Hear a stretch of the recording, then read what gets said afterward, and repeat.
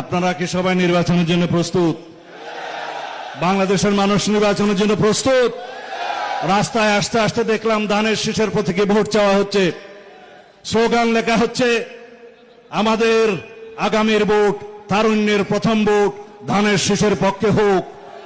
আমাদের আরো স্লোগান আছে, আমাদের কাছে সবার আগে বাংলাদেশ, মিলেমিশে ধানের শীষের পক্ষে দেব ভোট, মিলেমিশে গর্ব দেশ।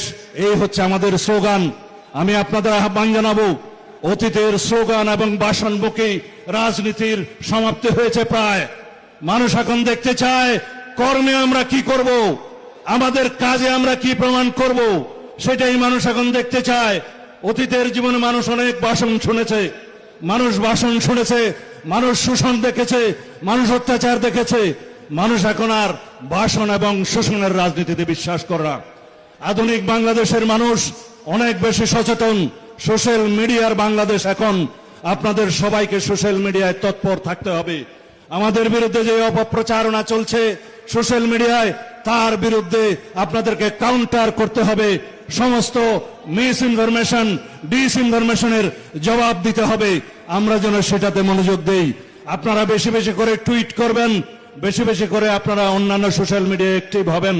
আমাদের বিপক্ষে যারা মিস ইনফরমেশন, ডিসইনফরমেশন, অপতথ্য, মিথ্যা প্রচার দিয়ে কেউ কেউ এআই সৃষ্টি দিয়ে যে সমস্ত প্রচারণা চালাচ্ছে, তার জবাব আপনাদেরকে দিতে হবে।